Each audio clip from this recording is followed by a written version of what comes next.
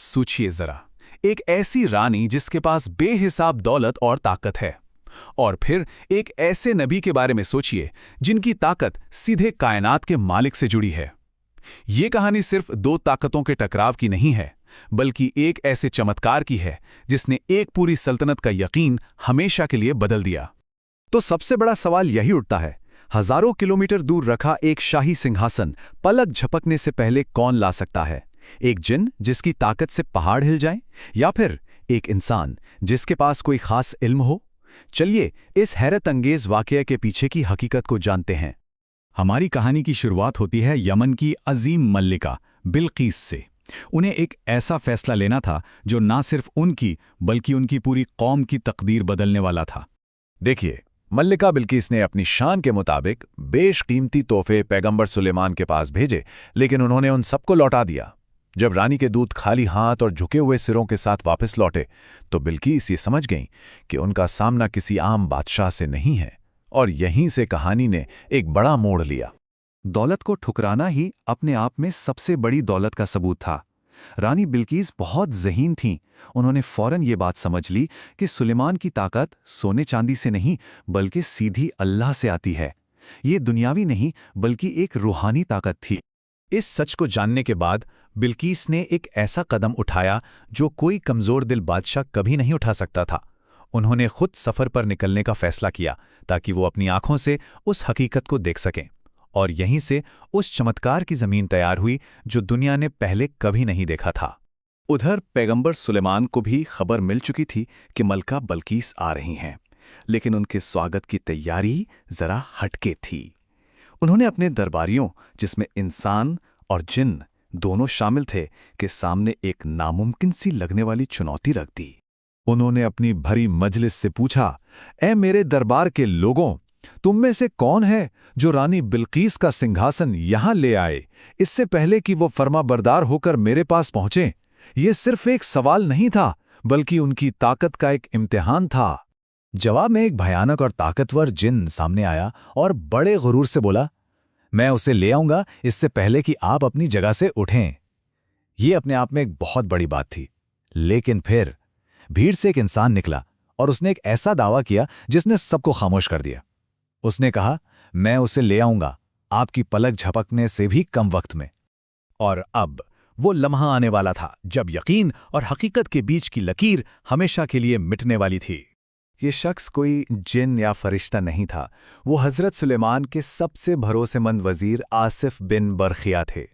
उनकी ताकत जिस्मानी नहीं बल्कि इल्म की थी, वो इल्म जो सीधे अल्लाह की तरफ से आता है और जो कायनात के उसूलों को भी बदल सकता है।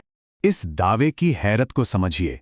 वो सिंहासन यहां से हजारों किलोमीटर दूर यमन की सरजमीन पर था। उस जमाने में ये महीनों का सफर था। उसे पलक झपकते लाना इंसान के बस की बात तो दूर, सोचने से भी परे था।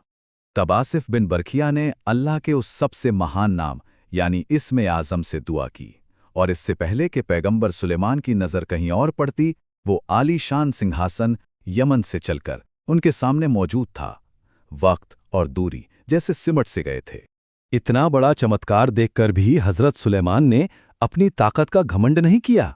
वो फौरन अल्लाह के शुक्र में सजदे में गिर गए और कहा, ये मेरे रब का फजल है ताकि वो मुझे आजमाए कि मैं शुक्र करता हूं या नाशुक्रा बनता हूं। सिंहासन तो आ गया था, लेकिन अब बारी थी उस रानी की जिसके लिए ये सब किया गया था, और बिल्कीस के लिए एक और बड़ा इम्तिहान इंतजार कर रहा था। जब मल्लिका बिल्कीस हज़रत सुलेमान के दरबार में दाखिल हुईं, तो उनकी आंखें खुली की खुली रह गईं। सामने वही सिंहासन रखा था जिसे वो हजारों किलोमीटर दूर अपने महल में छोड़कर आई थीं। ये कैसे मुमकिन था? उनका दिमाग जैसे सुन्न हो गया था। हज़रत सुलेमान ने उनकी हैरानी को देखते हुए पूछा, क्या तुम्हारा सिंहासन ऐसा ही है? वो इतनी हैरान थीं कि सीधे सीधे हाँ भी नहीं कह सकीं। उन्होंने जवाब दिया, ये तो बिल्कुल वैसा ही लगता है जैसे यही है। सिंहासन का चमत्कार तो बस एक शुरुआत थी। इसके बाद मल्लिका बिल्कीस को एक ऐसे महल में ले जाया गया जिसकी मिसाल दुनिया में नहीं थी। उसका फर्श शीशे से बना था, जो इतना साफ और चमकदार था कि बहते हुए पानी का धोखा देता था। मल्लिका ने उसे सचमुच का पानी समझा और भीगने से बचने के लिए अपने कपड़े ऊपर उठा लिए। तब हज़रत सुलेमान ने उनकी गलतफहमी दूर करते हुए कहा, ये पानी नहीं बल्कि शीशे से बना एक चिकना फर्श है। ये एक और सबूत था कि जो चीज़ जैसी दिखती है ज़रूरी नहीं कि वैसी ही हो।